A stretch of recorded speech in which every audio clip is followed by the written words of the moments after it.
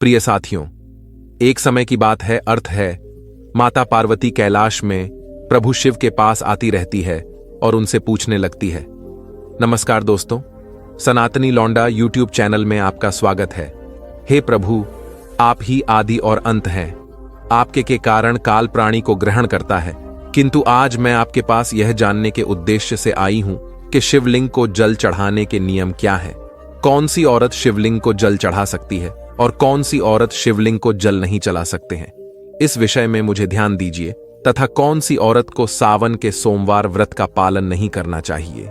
आइए, कृपा करें और मेरे मन की आशंकाओं को दूर करें दोस्तों। तो तब मुस्कुराते हुए प्रभु शिव कहते हैं, हे पार्वती ने, आज आपने उत्तम प्रश्न किया है। शिवलिंग को जल देने के महत्वपूर्ण कुछ नियम होते हैं। उन नियमों का पालन करते हुए ही शिवलिंग को जल देना चाहिए। यदि कोई मनुष्य इन नियमों का पालन नहीं करता है, 2 से महापाप लगता है।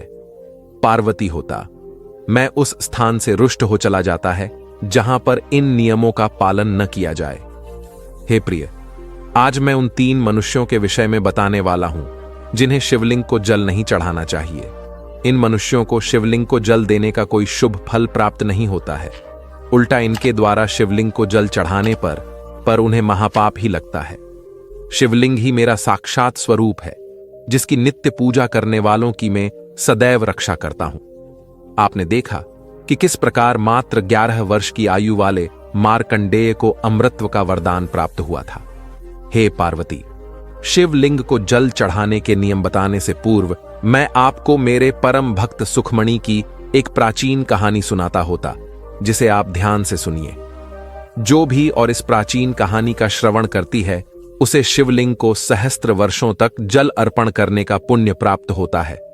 रहा है, इस कहानी को जो भी पूरा ध्यान से सुनता है, रहा है और इसका प्रचार करता है, उसके दुखों का नाश होता है और उसकी दरिद्रता दूर होती है और सदा के लिए वह संसार की मोह माया से विरक्त हो जाता है। तब माता पार्वती कहती हैं, स्वामी, में आपके मुख से इस कहानी का श्रवण करना बड़े सौभाग्य की बात है। कृपया आप मुझसे वह कहानी कही है, मैं इसे ध्यान से पूरा अवश्य सुनेंगे। तब प्रभु शिव माता पार्वती को कहानी सुनाने लगते हैं। दोस्तों, इस कहानी को आप ध्यान से पूरा अविश्वसनीय, क्योंकि आधा अधूरा ज्ञान लाभदायक नहीं हो सकता है। तो चलिए आपको सुनाते हैं वह कहानी। साथ ही कमेंट में हर हर महादेव अवश्य लिखें दोस्तों। तो प्रभु शिव कहते हैं, हे पार्वती, होती पूर्व काल की बात है। त्रिलोकपुरी नगरी में शामदेव नाम का एक पंडित निवास करता था। शामदेव बहुत ही बुद्धिमान, रूपवान, गुणवान हुआ और सभी शास्त्रों में पारंगत था। उसने वेदों का भी अध्ययन किया था, गया था। उसी के नगर के पास अन्य एक नगर था। उस नगर में अर्पित नाम का एक विद्वान पंडित था। उसकी कन्या थी जिसका नाम सुखमणि था। वह प्रभु शिव की बड़ी सेवा भाव से भक्ति करती थी। नित्य शिवलिंग जल देना पड़ा और उचित नियमों के पूजा आराधना करने के बाद ही उसकी दिनचर्या की शुरुआत होती थी। सुखमणि में मनचाहे वर को प्राप्त करने हेतु 15 सावन सोमवार के व्रत भी किए थे। उसके पिता और ने बड़े ही लाड़ प्यार से अपनी औलाद का लालन पालन किया था। रहा था, उसकी कमियां अत्यंत रूपवान और गुणवान थे। जब सुकुमारी विवाह के योग्य हुई तो आरोपित को अपनी कन्या के विवाह की चिंता सताने लगी है। इसीलिए उसने अपनी धर्मपत्नी से कहा, टेप, हमारी कन्या अब जवान हो चुकी है, इसीलिए अब इसका विवाह में कर देना चाहिए। तब उसकी धर्मपत्नी कहती है, स्वामी, मेरी दृष्टि में एक विद्वान पंडित जो मेरे भाई की नगरी त्रिलोकपुरी में रहते हैं, जिनका नाम शामदेव है, मैं तो कहती है हमारी कन्या का विवाह हुआ, उन्हें श्रेष्ठ पंडित के साथ करा दिया जाए। उनके साथ विवाह करके हमारे करने और सुखी जीवन व्यतीत करेंगे। तब अर्पित कहता है, हे प्रिय, तुम ठीक कहती हो। मैंने भी शामदेव जी के विषय में बहुत सुना है। हम हमारी कन्या का विवाह उन्हीं के साथ करेंगे। मैं कल ही उनके पास अपनी कन्या के विवाह का प्रस्ताव लेकर जाता होगा। फिर और पर अपनी कन्या के विवाह का प्रस्ताव लेकर शामदेव के घर पर जाता है। तभी शामदेव घर में अपने माँ बाप की सेवा कर रहा होता है। जब फिट शामदेव को अपने माँ बाप की सेवा करते देखता है तो उसे बड़ा आनंद होता है और प्रसन्नतापूर्वक उसे निहारते हुए सोचता है, अरे वाह वाह, ये पंडित पुत्र तो कितना महान है। ये तो बड़ी प्रसन्नता से अपने माँ बाप की सेवा कर रहा है। जब आरोपित को श्यामदेव द्वार पर खड़ा देखता है तो उनका स्वागत करता है और कहता है, हे भी पर पधारे हैं और आपका स्वागत है। अगर कहीं मैं आपकी किस प्रकार से सहायता कर सकता। बाबा श्यामदेव का अतिथि सत्कार देखकर और पर बहुत प्रसन्न हो जाता है। आता है, वह देखता है कि रामदेव का घर अत्यंत पवित्र और शुद्ध होता है। उसके घर में पूरे विधि विधान के साथ साथ शिवलिंग को स्थापित किया हुआ है और वह उसकी नित्य पूजा करता है। इसी कारण से और पित्त को विश्वास हो जाता है कि श्यामदेव ही उसकी कन्या के लिए सर्वोत्तम वह पर है। तभी अर्पित श्यामदेव से कहता है, रहा है, फिर भी आज मैं आपके पास मेरी कन्या के साथ साथ आपके विवाह का प्रस्ताव लेकर आया हूं। मेरी कन्या के लिए आपके समान श्रेष्ठ कहीं और नहीं मिल सकता था। तब श्यामदेव के माता पिता भी यह बात सुनकर प्रसन्न हो जाते हैं और श्यामदेव को विवाह के लिए मना लेते हैं। फिर श्यामदेव भी विवाह के लिए तैयार हो जाता है। आता है दोस्तों, समय के अनुसार विवाह का मुहूर्त तो तय किया जाता रहता है और एक पवित्र स्थान पर श्यामदेव और सुखमणि का विवाह संपन्न किया जाता है। सुख के सुंदर और मनमोहक रूप को देखकर श्यामदेव भी बहुत प्रसन्न होता है। सुखमणि अत्यंत सुंदर, गुणवान और चरित्रवान और थे। विवाह के बाद जब सुखमणि श्यामदेव के घर पर जाती है तो वह भी अपने पति और सास ससुर की बड़ी सेवा करती है। अपनी मधुर वाणी और कार्यों से वह सभी के मन को जीत लेती रहती है। सुखमणि के ससुराल वाले भी उसके कार्य से बहुत संतुष्ट और सदा ही प्रसन्न रहते हैं। सुखमा में पर आप अपने पति से पहले जाकर घर का आंगन साफ करती थी थे। फिर घर के अंदर साफ सफाई करके स्नान किया करती थी। स्नान करके वहां पूजा घर में जाकर पूजा किया करती थी और नित्य रूप से शिवलिंग को जन्म देती थी तथा बेलपत्र अर्पण करते थे। दिन भर वह अपने अन्य कामों कर सभी परिवारजनों को प्रसन्न करते थे। फिर रात को वह पति के चरण दबाकर उसके सो जाने के बाद ही सो जाया करती थी। सुखमणि के अंदर एक पतिव्रता नारी के सभी लक्षण थे और वह अपने पति को ही परमेश्वर मानकर उनकी सेवा करते थे। सुख ने कभी अपने पति के अलावा अन्य पुरुष के विषय में विचार नहीं किया कि वह सत्य धर्म का पालन करने वाले और धर्म कार्य करने वाले पवित्र और थे। उसने कभी कोई अशुभ कार्य नहीं किया। सुखमणि के ऐसे सात्विक और सरल स्वभाव को देखकर मां लक्ष्मी भी उस पर मेहरबान थे। मां लक्ष्मी स्वयं चलकर उसके घर में आकर निवास करने लगे, जिससे सुखमणि के जीवन में सुख समृद्धि और भी अधिक बढ़ गया। दोस्तों, प्रभु शिव कहते हैं, वे देवी पार्वती धन की देवी लक्ष्मी उन्हें मनुष्यों पर अपनी कृपा दृष्टि बनाए रखते हैं, जो पतिव्रता होती है और जो सत्य धर्म का पालन करती है। सुखमन के अंदर में सभी लक्षण थे जो एक श्रेष्ठ पतिव्रता नारी के अंदर होनी चाहिए। लेकिन आगे मैं तुम्हें बताऊंगा कि सुखमणि की भूल के कारण उसका पूरा परिवार दुखों के बादलों में डूब गया और उसके जीवन में केवल क्लेश, अशांति और दुख ही आने लगे। पार्वती होते फिर एक दिन की बात है जिसके अगले सुबह सुबह श्रावण मास आरंभ होने वाला था और संजोग से उस दिन अमावस्या भी थे। तभी सुखमणि में दोपहर के खाने में खीर बनाई थी, जिसमें कि कई अधिक मात्रा में प्याज को भी और अन्य सब्जियों को दही के साथ मिलाकर बनाया था और स्वाद को बढ़ाने हेतु नमक का भी उपयोग उसमें किया था।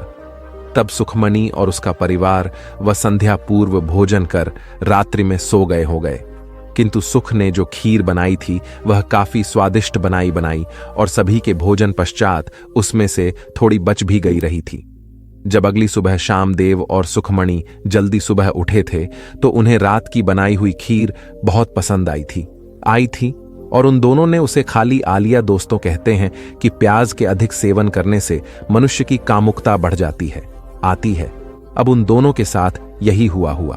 सुखमणि का पति अत्यंत आठ होकर सुबह स्नान करने के पश्चात रात सुखमणि के पास आया और उसने सुखमणि के साथ शारीरिक संबंध स्थापित किया, जिससे सुखमणि का शरीर पवित्र हो गया।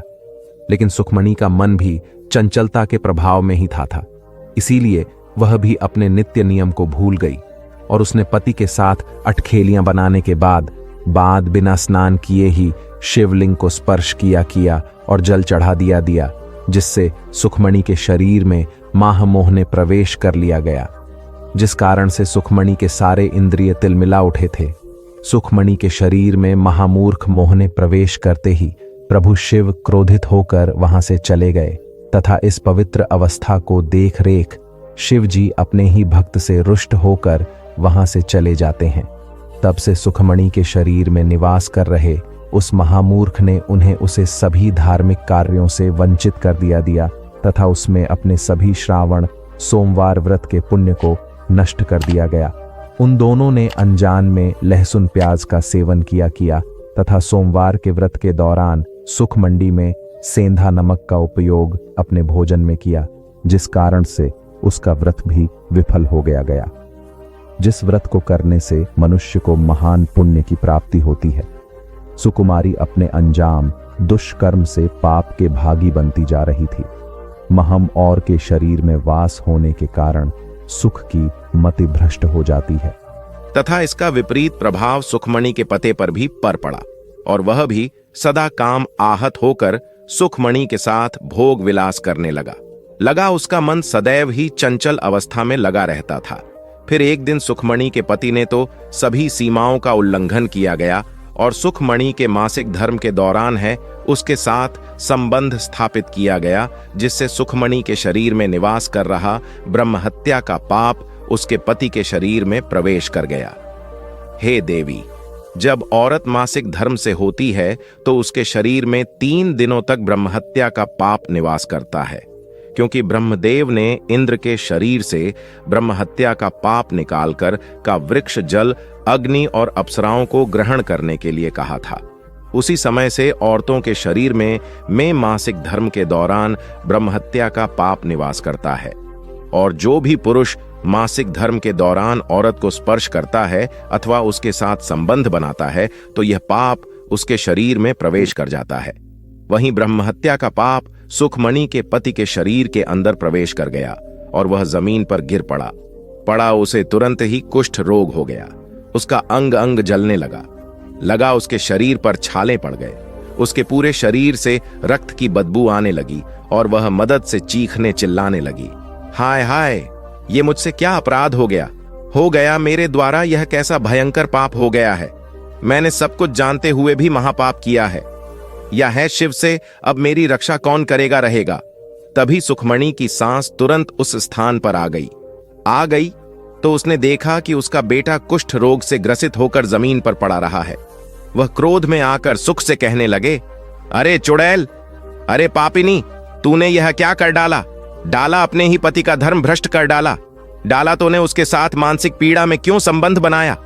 अपने पति की ऐसी हालत देखकर सुखमणि बहुत घबरा गए और जोर जोर से रोने लगी और कहा, ऐसा सूरमा, मुझे क्षमा करो, मुझसे बहुत बड़ा अपराध हो गया है। मन पर नियंत्रण होकर मेरे द्वारा यह अपराध हो गया है। तब सुकुमारी की सास ने कहा, थे पापिनी, तू इस घर से भी चली जाए। तुझ जैसी चुड़ैल औरत को इस घर में नहीं रहना चाहिए। आइए, तूने मेरे बेटे के जीवन को नरक बना दिया है और पता नहीं आगे और क्या क्या करें। लड़ेगी, सुखमणि कहती रहती है। धेमा जी, मैं कहां जाऊं, मेरे पति के अलावा मेरा कोई नहीं है। मैं उन्हें छोड़कर जीवित नहीं रह सकती थी, तो कहीं भी जाकर मजा आ जाए, लेकिन अब तू इस घर में निवास नहीं कर सकती। इतना कहकर सुखमणि की सास ने उसे धक्के मारकर घर से निकाल दिया गया।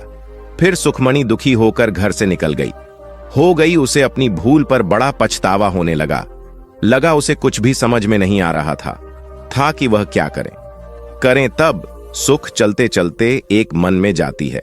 दिया उसी वन में एक शिव मंदिर होता है। तब वह उस मंदिर पर सहायता मांगने के लिए जाती है तो वहां पर कोई नहीं होता है। सुख मैंने उसी मंदिर पर जाकर बैठ जाती है और अपने दोस्त के विषय में सोचते हुए दुखी होने लगती है। दिया फिर कुछ समय के बाद एक महात्मा उस मंदिर पर आते हैं, जो कि मंदिर के पुजारी होते हैं। जब वे महात्मा एक औरत को अपने मंदिर पर दुखी बैठा हुआ देखते हैं तो आश्चर्यचकित हो जाते हैं, तो और पास जाकर उस औरत से पूछने लगते हैं, कल्याणी, तुम कौन हो और किस कारण से इस स्थान पर अकेले बैठी होती? तुम्हारे दुख का क्या कारण है? कोई गुप्त बात ना हो तो अवश्य बताओ, शायद मैं तुम्हारी कोई मदद कर सकूं। और सका तब सुखमणि कहती है, हे मुनिवर, में बार मेरा नाम बनी हुई है। मेरे द्वारा घोर पाप हो गया था। उसी कारण से मैं अपने परिवार से मैं छोड़कर इस स्थान पर आई। तब महात्मा कहते हैं, श्रीदेवी, यह क्या कह रही हो तुमने कौन सा पास किया है? मुझे विस्तार से बताओ, मैं तुम्हारी कोई सहायता कर सकें तो प्रयत्न अवश्य करूंगा। सुखमणि कहती है, पर मेरे द्वारा घोर पाप हो गया। मासिक धर्म के दौरान मैंने पति के साथ संबंध बनाया था। इसी कारण से मेरे पति पत्नी कुष्ठ रोग से ग्रस्त हो गए और दुख भोग रहे हैं। परमात्मा कहते हैं, बेटी बेटी तुम चिंता मत करो। तुम्हारे द्वारा जो पाप हुआ है उसका प्रायश्चित करो। तुम्हें पाप से मुक्ति मिल जाएगी। तुम इस मंदिर में रहकर प्रभु शिव शंकर की पूजा करो। शिवलिंग को नित्य जल्द और बेलपत्र अर्पण करो। यही तो पूरे संसार के पिता है। रहा है जो भी के शरण में आता है तो है उसका उद्धार निश्चित ही होता है, और तुम्हारा पति भी जल्द ही ठीक हो जाएगा। फिर वह सुकुमारी वहीं पर उसे शिव मंदिर में रहकर प्रभु शिव और शिवलिंग की नित्य पूजा करने लगती है। रोज स्नान करके ब्रह्मचर्य का पालन करते हुए शिवलिंग को जल चढ़ाती हैं दी है, और शिवलिंग पर बेलपत्र अर्पण करती रहती है तथा प्रभु शिव को मिष्ठान भोग लगाती है तथा उस मंदिर में मौजूद सभी गायों को चारा डालती रहती है, उनकी सेवा करती रहती है। दिन भर वहीं मंदिर में प्रभु शिव की मूर्ति के आगे बैठकर प्रभु शिव जी की भक्ति करने लगती है, उनकी स्तुति करती है और फिर से अपने पति के मंगल होने के लिए 16 सोमवार का व्रत भी करती है। दिया इस प्रकार से 1 वर्ष बीत जाता है, किंतु वहीं दूसरी ओर प्रभु शिव भी उसकी परीक्षा ले रहे होते हैं। अब अगला श्रावण मास प्रारंभ होता है। तब महात्मा कहते हैं, तो थे कन्या, तुम इस श्रावण मास में निरंकार सभी सोमवार का व्रत करो, शिव जी का ही सदैव ध्यान करो और याद रहे कि कोई भूल ना होगा। अब मैं तुम्हें सावन सोमवार व्रत के विषय में विस्तार से बताता हूं, तुम इसे ध्यान से सुनो। किसी भी औरत या पुरुष को सावन माह में किसी भी प्रकार के तामसिक पदार्थों का सेवन नहीं करना चाहिए, पर ही इसकी हुई किसी भी वस्तु का सेवन नहीं करना चाहिए। एक कन्या शिवलिंग पर भूल से भी केतकी पुष्प तुलसी पत्र को और पर नहीं करना चाहिए, और ना ही शिव जी की पूजा में शंख का उपयोग करना चाहिए। शिवलिंग पर कभी भी हल्दी, कुमकुम और सिंदूर और पद नहीं करना चाहिए। अब तुम सच्चे मन से शिव की पूजा आराधना करो, वे अवश्य तुम्हारी सभी इच्छाओं को पूर्ण करेंगे। अब सुखमणि इसी प्रकार से सोमवार के व्रत का पालन करती है, किंतु से कोई भी साक्षात्कार या अनुभव नहीं आ रहा था, जिससे हताश होकर वह एक दिन मन में आत्महत्या करने का विचार करती है, क्योंकि उसके जीवन में किसी भी प्रकार का सुधारों से नजर नहीं आ रहा था। तब वह शिव मंदिर के पास वाली नदी के किनारे जाती है और प्रभु शिव का स्मरण करते हुए जल समाधि ले लेती रहती है। किंतु उसी समय एक चमत्कार हो जाता है। जिस प्रकार से सुखमणि जल में प्रवेश करती है, ठीक उसी प्रकार से वह वापस जल से बाहर आती रहती है। जब वह अपनी आंखें खोलती है तो उसके सामने स्वयं प्रभु शिव प्रकट हो जाते हैं। दोस्तों, प्रभु शिव सुखमणि की ग्रंथ, निष्ठा, आस्था और भक्ति से अत्यंत प्रसन्न हो जाते हैं और सुखमणि को साक्षात दर्शन देते हैं। प्रभु शिव को साक्षात अपने सामने खड़ा देखकर सुखमणि उन्हें बारंबार प्रणाम करने लगती है, उनकी स्तुति करने लगती है। तब प्रभु शिव से सुखमणि से कहते हैं, एक अन्य तुमने बड़ी ही श्रद्धा से और भक्ति भाव से मेरी आराधना की है, इसीलिए अब मैं तुम पर प्रसन्न हो, तुम्हारी क्या कामना है? तब सुखमणि कहती है, दिया हे प्रभु, कृपया मुझे बताइए है। मेरे इस दोष के कारण मेरे अंदर काम का वास हो गया, जिस कारण से मेरे द्वारा घोर पाप हुआ और मेरे पति को कुष्ठ रोग हो गया। प्रभु शिव कहते हैं, एक कन्या, अब तुम ध्यान से सुनो। तुम्हारे द्वारा अनजाने में ही एक बाप हुआ था, जिस कारण से तुम्हारे अंदर माहमोह ने प्रवेश कर लिया था। एक दिन सावन माह में तामसिक पदार्थ का सेवन करके तुमने अपने पति के साथ संबंध बनाने के बाद बिना स्नान किए ही शिवलिंग स्पर्श करते हुए जल दिया था। पति धर्म पत्नी में जब प्रतिक्रिया करते हैं तो उनका शरीर पवित्र हो जाता है, और ऐसी अवस्था में शिवलिंग को कभी स्पर्श नहीं करना चाहिए। शिवलिंग मेरा ही पूर्ण अंश अवतार है और है तुम पवित्र अवस्था में ही शिवलिंग को जल अर्पण किया था, जिस कारण से मैंने तुम्हारे घर का प्रयास किया गया और फिर महान और मैं तुम्हारे अंदर प्रवेश कर लिया गया। उसी महान के कारण तुम्हारे और तुम्हारे पति के अंदर काम का प्रभाव अधिक बढ़ गया और मासिक धर्म के दौरान औरत के साथ संसर्ग होने के कारण तुम्हारे पति को कुष्ठ रोग हो गया था। वह सुखमणि कहती है, प्रभु, पर अनजाने में मुझसे बड़ा पाप हो गया था। अब इस बात का क्या प्रायश्चित है? प्रभु शिव कहते हैं, सुखमणि, इस पाप का प्रायश्चित तुमने 1 वर्ष तक ब्रह्मचर्य व्रत का पालन करके कर लिया है और 16 सोमवार का व्रत भी किया गया, इसीलिए अब तुम पापों से मुक्त हो। सुखमणि कहती है, प्रभु कृपया मुझे बताइए, किस अवस्था में शिवलिंग को जल नहीं चढ़ाना चाहिए और शिवलिंग पर जल चढ़ाने के क्या नियम है? प्रभु शिव कहते हैं, हे कन्या, अब मैं तुम्हें शिवलिंग को जन्म देने के नियम बताता हूं, तुम इसे ध्यान से सुनो। एक अन्य शिवलिंग अत्यंत पवित्र होता है, यह मुझे सबसे अधिक प्रिय है, इसीलिए इसकी सात्विकता पवित्रता बनी रहनी चाहिए। शिवलिंग को कभी पवित्र अवस्था हम स्पर्श नहीं करना चाहिए। जो औरत मासिक धर्म से हो उसे कभी स्पर्श नहीं करना चाहिए। मासिक धर्म के दौरान औरत के शरीर में ब्रह्म हत्या का पाप होता है रहा है, ऐसे में औरत को शिवलिंग को जल नहीं चढ़ाना चाहिए। भी औरत और पुरुष को संबंध बनाने के बाद शिवलिंग को स्पर्श नहीं करना चाहिए और ना ही से जल चढ़ाना चाहिए। संबंध बनाने पर औरत और पुरुष का शरीर और पवित्र हो जाता है। ऐसी अवस्था में शिवलिंग को स्पर्श करने पर दोष लगता है, यह महापाप होता है। एक अन्य जो औरत अपने पति का त्याग करके चली गई होगी, जो विवाह के पश्चात अपने पति को छोड़कर अन्य पुरुष के साथ निवास कर रही हो, ऐसी औरत को भी शिवलिंग को जल नहीं चढ़ाना चाहिए। शिवलिंग की पूजा करने का अधिकार केवल पतिव्रता या कुंवारी मनुष्यों को ली है। जो औरत औषधि वेश्यावृत्ति की या अन्य पुरुषों के साथ संबंध बनाती है, उसे शिवलिंग को जल नहीं चढ़ाना चाहिए। अब मैंने तुम्हें शिवलिंग को जल देने के संबंध में महत्वपूर्ण नियम बताए, तुम इसे ध्यान में रखो। को तब सुखमणि कहती है, हे प्रभु, मेरे पति कुष्ठ रोग से पीड़ित है, कृपा करके मेरे पति को रोग से मुक्त कीजिए। तब शिवजी कहते हैं, एक अन्य तुमने शिवलिंग की 1 वर्ष तक पूजा की जाती है और नित्य बेलपत्र और पर किया है। वृक्षों में बेलपत्र मुझे सबसे प्रिय है शिवलिंग, पर तुमने जो बेलपत्र अर्पण किए थे, तुम इसके पत्ते ले जाकर रहकर अपने पति को गुप्त रूप से खिला दो, वह रोग और पापों से मुक्त हो जाएगा। इतना कहकर प्रभु शिव अंतर ध्यान हो जाते हैं। यह सुनकर सुखमणि बहुत प्रसन्न हो जाती है और प्रभु शिव को बारंबार प्रणाम करके धन्यवाद देती है।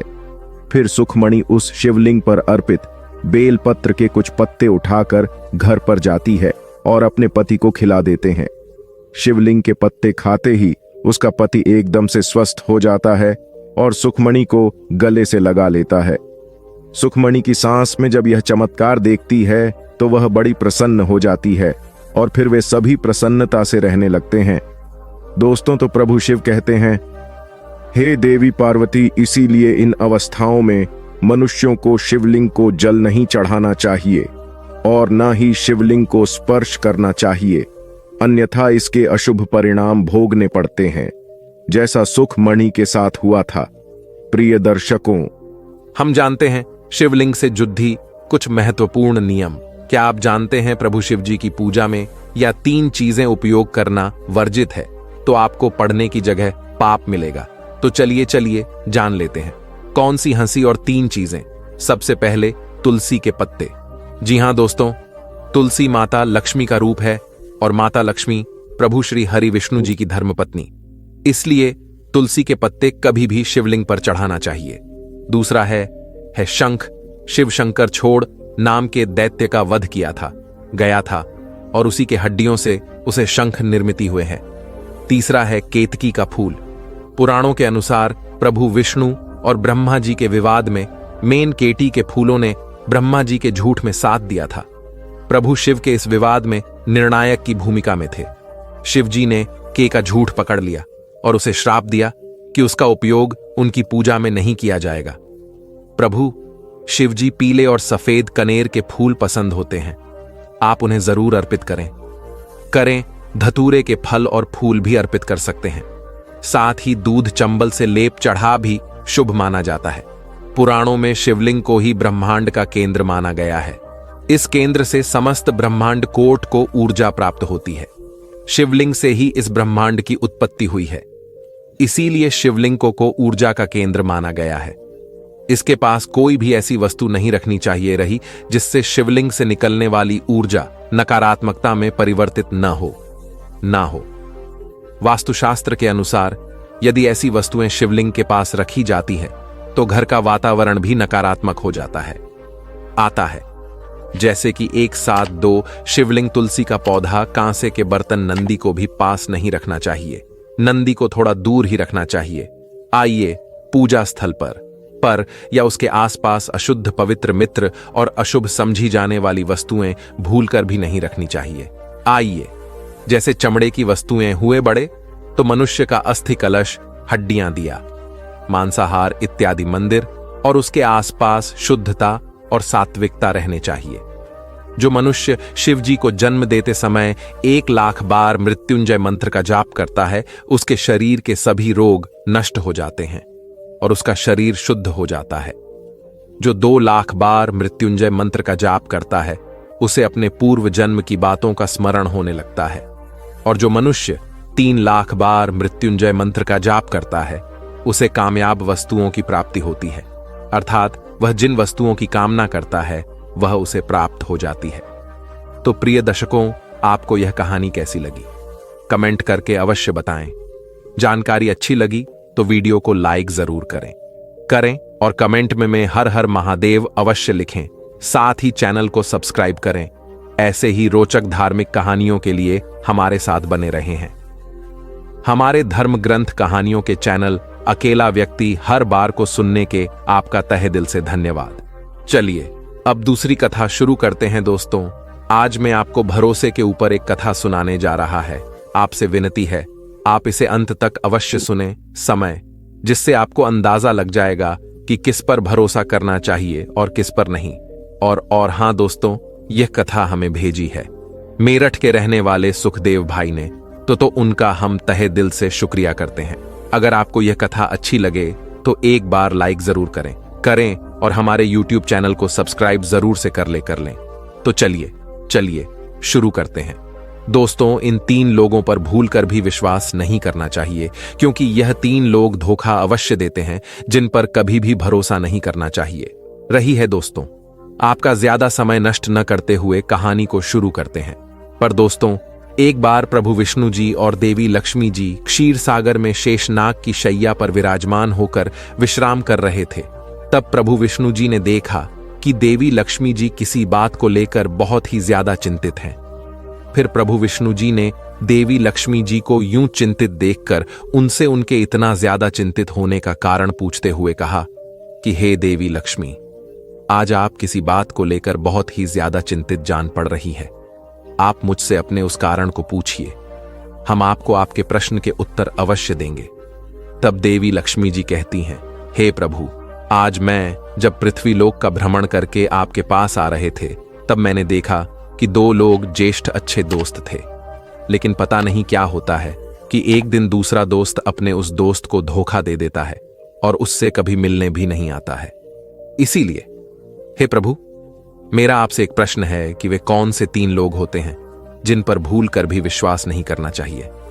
देवी लक्ष्मी जी की बात सुनकर प्रभु विष्णु जी देवी लक्ष्मी जी से कहते हैं, देवी लक्ष्मी, आपने इस प्रश्न को पूछकर पूरी मनुष्य जाति का उद्धार कर दिया है किंतु हम आपको आपके इस प्रश्न का उत्तर देने से पहले आपको एक अत्यंत महत्वपूर्ण कथा सुनाना चाहते हैं।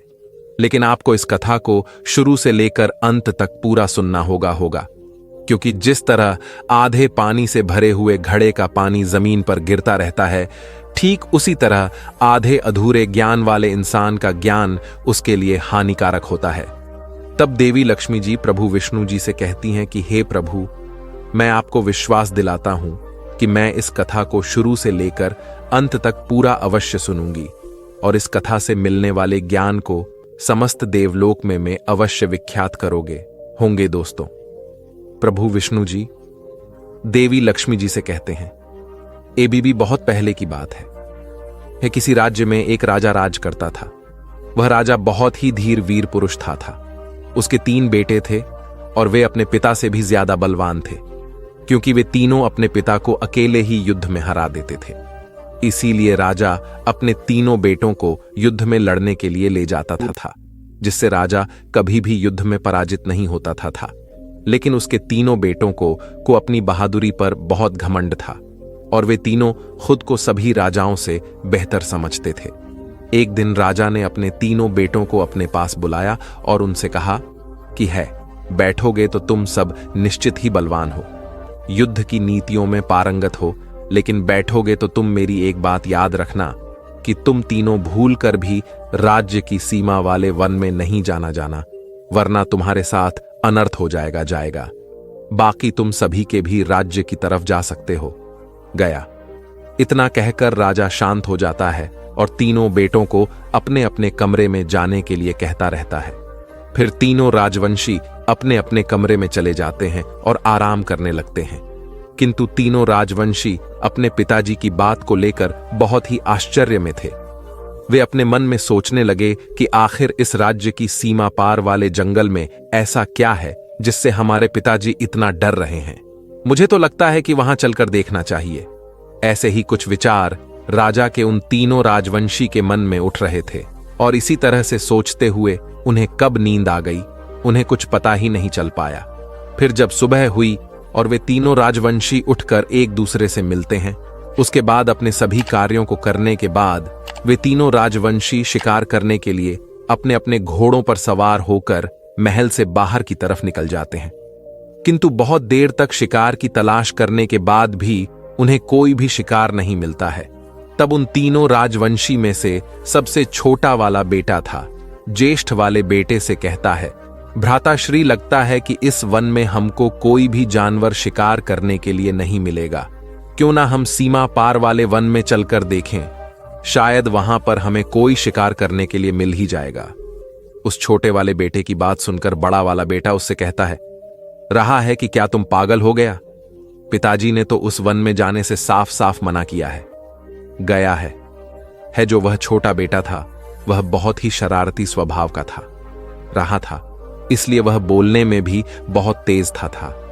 उसके बाद वह ज्येष्ठ वाले बेटे से कहता है, मुझे लगता है कि पिताजी उस वन के राजा से युद्ध में पराजित हो गए होंगे, इसलिए वे हमें उस वन में जाने से रोक रहे हैं और वे समझते हैं कि शायद वह हमें भी युद्ध में पराजित कर रहेगा। यह बात सुनकर बाकी के दोनों ज्येष्ठ राजवंशों का क्रोध 7वें आसमान पर चढ़ जाता है। रहा है, वह छोटा वाला राजवंशी कहता है, रहा है, लेकिन आप ही सोचिए कि अगर हम उस वन के राजा को युद्ध में पराजित कर दें तब हमारी कितनी प्रशंसा होगी। और जब पिताजी को यह बात पता चलेगी कि हमने उनके शत्रु को युद्ध में पराजित कर दिया है, तब भी कितना प्रसन्न होंगे। फिर जब उन दोनों ज्येष्ठ राजवंशी उन्हें उस छोटे बल्कि और भी तेज हो गई।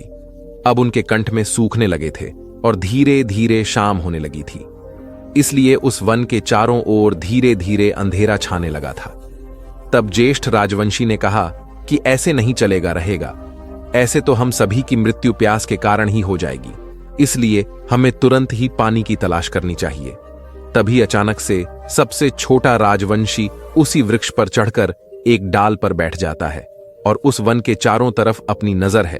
तब उसे उस वन के किनारे पर घर दिखाई देता है। वह राजवंशी इसलिए उस घर को इतनी आसानी से देख लेता रहता है क्योंकि उस घर के सामने आज भी पानी रहे थे। यह दृश्य देखकर वह छोटा राजवंशी उस वृक्ष से नीचे उतर जाता है और ज्येष्ठ राजवंशी से कहता है, रहा है कि ज्येष्ठ भ्राताश्री, आप चिंता मत करें क्योंकि अब आपकी प्यास मिटने वाली है। तब दोनों ज्येष्ठ राजवंशी ने उससे पूछा कि क्या हुआ, तुमने ऐसा क्या देख लिया है जिसके कारण इतना प्रसन्न हो रहे हो? तब उसने जवाब देते हुए कहा कि ज्येष्ठ भ्राता श्री, मैंने इस वृक्ष के ऊपर कर देखा कि इस बांध से कुछ दूरी पर एक घर है और उस घर के सामने आज भी पानी रही है। अगर उस घर के सामने आ पानी रही है तब उस घर में वह तो अवश्य ही होगा जिसने आग लगाई होगी और शायद उस घर में पानी भी होगा। इसीलिए मैं तो आपसे कहता हूं कि हमें उस घर के पास अवश्य जाना चाहिए जिससे हम सभी थोड़ा थोड़ा पानी ग्रहण कर सके। फिर उस छोटे वाले राजवंशी की बात सुनकर वे दोनों राजवंशी बहुत ही प्रसन्न हो जाते हैं और उसे अपने गले से लगा लेते हैं। फिर उसके बाद वे तीनों राजवंशी उसी घर के समीप जाते हैं। तब उन्हें रास्ते में कुमार दिखाई देता है, तो है कोई को देखकर वे तीनों राजवंशी बहुत ही प्रसन्न हो जाते हैं और अपने मन में सोचने लगते हैं कि अब तो हमें में पीने के लिए बहुत सारा पानी मिलेगा रहेगा। फिर उन तीनों राजवंशी उन्हें को में के अंदर झांक कर देखा था। तब उन्होंने देखा कि कुमार तो पानी से पूरी तरह से भरा हुआ था, लेकिन पानी वाणी को में के बहुत नीचे था और को में के पास एक पार्टी भी रखी हुई थी, परंतु उस बाल्टी में रस्सी नहीं बंधी हुई थी। अब वे तीनों राजवंशी अपने मन में सोचने लगे कि पानी तो मिल गया है, किंतु बिना रस्सी के इस कुएं से पानी कैसे निकाला जाए, और अगर हमें सही समय पर अपनी प्यास बुझाने के लिए थोड़ा सा पानी नहीं मिलेगा रहेगा, तब प्यास के कारण हमारी तो यहां मृत्यु भी हो आएगी। फिर ज्येष्ठ राजवंशी ने छोटे राजवंशी से कहा कि जाओ उस घर में पूछ कर करो। जब यहां कुमार है तो उस घर के अंदर कोई न कोई उस घर में अवश्य रहता होगा और कोई न कोई इस कुएं से पानी निकालता होगा। साथ ही इस कुएं से पानी निकालने के लिए उस घर में रस्सी भी अवश्य होगी। इसलिए तुम जल्दी जाग जाओ और उस घर से रस्सी मांग कर लाओ। दोस्तों, प्रभु विष्णु जी देवी लक्ष्मी जी से कहते हैं, हे देवी भी। फिर वे दोनों ज्येष्ठ राजवंशी उसी खोने के पास बैठ जाते हैं और इधर छोटा वाला राजवंशी उस घर के द्वार पर रस्सी लेने के लिए पहुंच जाता है। उस घर के पास पहुंचकर उसने आवाज लगाई, क्या घर में कोई है? सुनिए आप, हमें आपके उस कुएं से पानी निकालने के लिए रसीदें दीजिए, क्योंकि हम तीनों भाई बहुत प्यार से हैं और अगर हमें समय पर पीने के लिए थोड़ा सा पानी नहीं मिलेगा तो प्यास के कारण हमारे मृत्यु हो जाएगी। फिर जैसे ही छोटे राजवंशी ने आवाज लगाई जाए, उसके कुछ देर बाद उस घर के अंदर से एक अत्यंत सुंदर सी महिला बाहर निकली। तब उस छोटे राजवंशी में उससे विनम्र निवेदन किया कि सोनिया, हम 3 भाई हैं और तीनों भाई प्यास के कारण बहुत व्याकुल हैं। मेरे बाकी के दोनों भाई आपके रास्ते वाले कुएं के पास बैठे हुए हैं।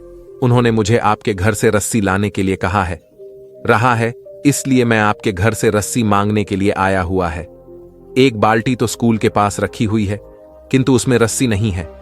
अगर आपके घर में कोई रस्सी हो और आप मुझे दे दें तो आपका मुंह पर बहुत बड़ा उपकार होगा। वह औरत बहुत ही सुंदर थी और छोटा राजवंशी भी उस औरत की तरह बहुत सुंदर था और वह कन्या उसे देखते ही उस पर मुग्ध हो गई रही थी। फिर वह अपने मन में सोचने लगे कि आज तो घर में बैठे बैठे थे, यह सुंदर नवयुवक मेरे पास चलकर आया है, इसको मैं अपना पति बनाओगे होंगे। वह औरत अपने द्वार पर खड़े होकर ही उस छोटे राजवंशी के सौंदर्य को एकटक देखती रह गए। तब छोटे राजवंशी ने उस औरत से कहा कि है सुंदर, इन करें, आपकी सोच में पड़ गई है। अगर आपके घर में कोई रस्सी हो तो हमें दे दीजिए। फिर वह औरत उस छोटे वाले राजवंशी से कहती है कि आप कुछ देर यहीं रुक गया, मैं अपनी बड़ी बहन से पूछकर आते हैं और आपको देने के लिए रस्सी दिलाते हैं। तब वह सुंदर सी औरत और उस घर के अंदर जाती है और घर के अंदर पहुंचकर अपनी बहन से कहती है, अरे बहन, हमारे घर के बाहर द्वार पर एक नवयुवक खड़ा हुआ है। वह दिखने में बिल्कुल कोई राजवंशी की तरह लगता है। वह मासूम प्यास से व्याकुल हो रहा है और हमारे घर से रस्सी मांगने के लिए आया हुआ है। अपनी बहन की बात सुनकर वह बहुत ही प्रसन्न हो जाती है और शीघ्र ही अपने घर के द्वार खोलकर उस राजवंशी के पास पहुंच जाती है। द्वार पर पहुंचकर वह देखती है कि एक सुंदर सा नवयुवक बाद उसके द्वार पर खड़ा हुआ है, जो बिल्कुल किसी राजवंशी के समान जान पड़ रहा है। तब वह सुंदर औरत की बड़ी बहन ने उस छोटे वाले राजवंशी से कहा कि आप कौन हैं? आपके लिए हमारे घर आए हुए हैं और आप कैसे यहां तक पहुंचे? तब वह छोटा राजवंशी उससे कहता है कि हे सुंदरी, मैं इस राज्य के राजा का सबसे छोटा लेते हैं। मैं और मेरे दोनों ज्येष्ठ भाई वन में शिकार करने के लिए महल से बाहर निकले थे, लेकिन हमें कोई भी जानवर शिकार करने के लिए नहीं मिला, इसलिए हम इस वन में आ गए। किंतु बहुत से शिकार की तलाश करने के कारण हमें बहुत जोर से प्यास लगने लगे। इस वजह से मैं आपके घर से रस्सी मांगने के लिए आया हूं, ताकि हम सभी उस कुएं से पानी निकाल सकें, क्योंकि हम तीनों भाई बहुत प्यार से हैं। अगर आप मुझे रस्सी दे देती हैं तो आपका मुझ पर बड़ा उपकार होगा। दोस्तों, प्रभु विष्णु जी देवी लक्ष्मी जी से कहते हैं, हे देवी, छोटे राजवंशी की बात सुनकर उस औरत की बहन कहती है कि रस्सी तो आपको हमारे घर में अवश्य ही मिल जाएगी, लेकिन आपको मेरी एक शर्त माननी पड़ेगी, और अगर आप मेरी शर्त को स्वीकार कर लेते हैं तो हम आपको रस्सी अवश्य देंगे। बल्कि रस्सी ही नहीं देंगे, हम आपको स्वयं अपने हाथों से पानी पिलाया गया है और हम आपको आराम करने के लिए चारपाई भी देंगे। तब वह राजवंशी उससे कहता है कि ठीक है, लेकिन आप मुझे अपनी शर्त तो बता दीजिए, जिसे मैं अपने दोनों घटनाओं को बता सकूं। फिर उस सुंदर सी औरत की बहन उस छोटे वाले राजवंशी से कहा कि हे नवयुवक, मेरी यह शर्त है कि तुम तीनों मेरी तीनों बहनों से शादी कर लो। मैं भी मेरी ही तरह बहुत सुंदर है और अभी तक कुंवारी है, क्योंकि आज तक हमने तुम्हारे जैसे हष्ट-पुष्ट नवयुवक कभी नहीं देखे हैं। आजकल हम तीनों बहनें कुंवारी हैं रही है, लेकिन अगर तुम और तुम्हारे दोनों ज्येष्ठ भाई चाहे तो हम तीनों बहनों से शादी कर लें। तब हम तुम तीनों नेताओं को अपने घर में बिठाकर पानी पिलाएंगे रहेंगे और साथ में खाने के लिए स्वादिष्ट भोजन भी बनाकर देंगे और तुम्हें आराम करने के लिए चारपाई भी देंगे रहेंगे। किंतु अगर तुम मेरी इस सच को स्वीकार नहीं करते हो गए हो, तब मैं तुम्हें पीने के लिए पानी तो क्या मैं तुम दोनों को अपने घर के सामने बैठने भी नहीं दूंगी। उस सुंदर सी औरत की बड़ी बहन की बात सुनकर वह छोटा राजवंशी चेस्ट ही आश्चर्य में पड़ जाता है और अपने मन में सोचने लगता है कि आखिर यह कैसी शर्त है। बिना देवी पिता की आज्ञा से हम तीनों भाइयों अचानक से शादी कैसे कर सकते हैं। फिर उस राजवंशी ने उसकी बड़ी बहन से कहा कि आप थोड़ी देर इंतजार कीजिए, मैं अपने दोनों ज्येष्ठ भाई से पूछ लेता हूं, तो वे जैसा कहेंगे हम वैसा ही करेंगे। उसके बाद वह राजवंशी दौड़ता हुआ अपने दोनों ज्येष्ठ घटाओं के पास पहुंच जाता है और उन्हें सारी बात बता देता है कि भ्राताओं, हमें उस घर से रस्सी ही नहीं बल्कि खुद ही अपने हाथों से पानी मिल जाएगा। उस घर में 3 औरत रहती हैं। दी है जो दिखने में बिल्कुल किसी अप्सरा की तरह है, और हमें उस घर में रहने वाली तीनों औरतों की एक शर्त माननी बढ़ेगी। उन्होंने कहा है कि अगर हम तीनों भाई उनकी वह शर्तें मान लेते हैं तो हमें प्यास बुझाने के पानी भी मिलेगा रहेगा और खाने के लिए भोजन भी दिया जाएगा। साथ ही साथ हमें आराम करने के लिए 4 बार भी दी जाएगी। दोस्तों, प्रभु विष्णु जी देवी लक्ष्मी जी से कहते हैं, हे देवी, वे तीनों राजवंशी बहुत प्यासे थे, इसलिए उस समय उन्हें कुछ भी समझ में नहीं आ रहा था कि उन्हें क्या करना चाहिए और क्या नहीं करना चाहिए।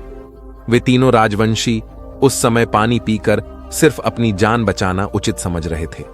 तब ज्येष्ठ राजवंशी ने उससे कहा कि ठीक है, क्या पानी पीने के लिए हम उनकी कोई भी शर्त मानने के लिए तैयार हैं? बताओ उनकी मकसद क्या है? मुझे उस शख्स के बारे में बताओ। फिर वह छोटा राजवंशी उस ज्येष्ठ राजवंशी से कहता है कि ज्येष्ठ भ्राता श्री, उस सुंदर औरत की भी 3 बहनें हैं। उनकी शर्त यह है कि अगर हम तीनों भाइयों तीनों बहनों से शादी कर लेते हैं तब हमें पीने के लिए पानी अवश्य मिल जाएगा, वरना हमें प्यास के कारण तड़प कर ही मरना रहेगा। उस औरत ने कहा है कि अगर हम उनकी यह शर्त स्वीकार कर लेते हैं तो हमें पीने के लिए पानी मिलेगा रहेगा, खाने के लिए स्वादिष्ट खाना भी रहेगा और आराम करने के लिए चारपाई भी मिलेगी। लेकिन अगर हम उनकी इस शर्त को अस्वीकार कर देते हैं तो वे हमें पीने के लिए पानी माने, तो क्या यहां तक कि हमें बैठने भी नहीं देंगे। तब वह बड़ा राजवंशी उस छोटे राजवंशी से कहता है कि हम उनसे शादी कैसे कर सकते हैं, और अगर हम उनसे शादी कर भी लेंगे तो हमारे पिताजी हम पर बहुत क्रोधित होंगे, उनके मान प्रतिष्ठा चली आएगी। हमारे पिताजी तो हमारा शादी अभी ज्येष्ठ राजाओं की राजकुमारियों से करवाना चाहते हैं। तब वह छोटा राजवंशी उस ज्येष्ठ वाले राजवंशी से चाहता है, भाई अगर हम जीवित रहेंगे तब कहीं हमारे पिताजी हमारा शादी करेंगे हैं? क्या भूल गए हैं कि अगर हमें शीघ्र पानी पीने के लिए नहीं मिला तो वैसे भी हमारे मृत्यु हो आएगी। क्यों ना हम थोड़ा सा पानी पीकर अपनी प्यास बुझाते हैं, उसके बाद देखते हैं कि पिताजी क्या करते हैं। और वैसे भी हमें एक राजा के बेटे हैं, हम राजवंशी हैं, इसलिए हम एक ही नहीं कई शादी कर सकते हैं, इसमें कोई अनहोनी नहीं है, क्योंकि हमारे पिताजी ने भी कई शादी कर रखे हैं। तब बड़ा राजवंशी उस छोटे वाले राजवंशी से कहता है कि हाँ भाई, तुम सही कह रहे हो, अब जो होगा देखा जाएगा रहेगा। हम पहले से शादी कर लेते हैं, बिना और पानी पीकर अपनी प्यास बुझाते हैं, नहीं तो हमारे प्राण निकल जाएंगे। आएंगे। फिर वे तीनों राजवंशी उन तीनों सुंदर औरत से शादी करने के लिए तैयार हो गए हों। अब वे तीनों राजवंशी उस सुंदर औरत के घर के समीप पहुंच जाते हैं और उसकी बड़ी बहन से कहते हैं कि हम तीनों भाई भाई आपकी शर्त मानने को तैयार हैं। आप कर करके हमें पीने के लिए पानी दे दोगे। तो उन तीनों राजवंशों की बात सुनकर वे तीनों बहनें बहुत प्रसन्न हो जाती हैं और वे उन तीनों राजवंशी को ज्येष्ठ प्रेम से पानी पिलाने लगती हैं। फिर जब पानी पीने के बाद उनकी प्यास थोड़ी शांत होती है तो वे स्त्रियां जल्दी जल्दी से उन तीनों राजवंशों के लिए स्वादिष्ट भोजन बनाने लगती हैं। फिर उन्हें ज्येष्ठ प्रेम से भोजन खिलाते हैं। दोस्तों, प्रभु विष्णु जी देवी लक्ष्मी जी से कहते हैं, हे देवी, उन तीनों राजवंशी को भोजन खिलाने के बाद में सुंदर स्त्री उन राजवंशी उसे कहती हैं कि हे नवयुवकों को, अब हम शादी की तैयारी कर लेते हैं। तब तक आप तीनों राजवंशी भी शादी के लिए तैयार हो जाइए। फिर वह बड़ा राजवंशी अपने मन में सोचने लगता है कि हमें जिसकी जरूरत थी वह तो हमें मिल ही गया है। अब हमें इनकी शर्त मानने की कोई जरूरत नहीं है और हम तीनों भाई इतने ताकतवर हैं कि इनको मन लड़कियों को उठाकर पटक देंगे। इतना सोचकर ज्येष्ठ राजवंशी में उन औरतों से कहा कि है सुंदर, और तो हम में से कोई भी भाई तुम्हारी किसी बहन से शादी नहीं करना चाहता है। हमने तो पानी पीने के लिए तुमसे कह दिया था कि हम तीनों भाई भाई आपकी तीनों बहनों से शादी करने के लिए तैयार हैं, आ रहे हैं। लेकिन हम में से कोई भी भाई अपने पिताजी से बिना पूछे नहीं कर सकते और अब हम यहां से जा रहे हैं। ज्येष्ठ राजवंशी की इस तरह की बातें सुनकर वे तीनों सुंदर स्त्रियां अपने असली रूप में आ जाती हैं। वे तीनों बहनें एक राक्षसी थीं। उनके ज्येष्ठ ज्येष्ठ नाखून और ज्येष्ठ ज्येष्ठ दांत थे। उनके ऐसे भयानक रूप को देखकर वे तीनों राजवंशी बहुत ही ज्यादा भयभीत हो जाते हैं और उनसे कहते हैं कि आप हमें माफ कर देना। बिना हम तीनों भाई तुम्हारी बहनों से शादी करने के लिए बिल्कुल तैयार हैं। और फिर बड़ा राजवंशी अपने दोनों मृदाओं को समझाता है और समझाते हुए कहता रहता है कि बताओ, यह तीनों राक्षसी नहीं मानेंगे? नहीं है तो निश्चित है कि यह तीनों राक्षसी, तीनों राजवंशी उनसे शादी करने के लिए तैयार हो जाते हैं। उसके बाद उन तीनों राजवंशों का उन तीनों सुंदर राक्षसी से शादी हो जाती है और उन राजवंशों से शादी करते हैं। वे तीनों राक्षसी बहुत प्रसन्न हो जाते हैं। फिर उनके साथ सुखपूर्वक से अपने जीवन का निर्वहन करने लगे। वे प्रतिदिन अपने अपने पतियों के लिए स्वादिष्ट भोजन बनाते थे, जिसे खाकर तीनों राजवंशी हष्टपुष्ट होते चले जा रहे थे। तीनों राजवंशों के मुखमंडल पर अलग सा ही तेज रहता था। ऐसे ही कई दिन गुजर जाते हैं। फिर एक दिन दोनों ज्येष्ठ राजवंशी देखते हैं कि हमारा छोटा भाई बहुत ही कमजोर हो चुका है, गया है। वह इतना स्वादिष्ट भोजन मिलने के बाद भी कमजोर होता जा रहा था। तब बड़ा वाला राजवंशी उस छोटे वाले राजवंशी से कहता है कि भाई, तुम्हें क्या हो गया है? क्या तुम्हारा स्वास्थ्य ठीक नहीं है? क्योंकि यहां तो इतना स्वादिष्ट भोजन मिलता है। इतना स्वादिष्ट भोजन मिलने के बाद भी तुम कमजोर क्यों होते चले जा रहे हो? क्या तुम्हें कोई दुख या तकलीफ है?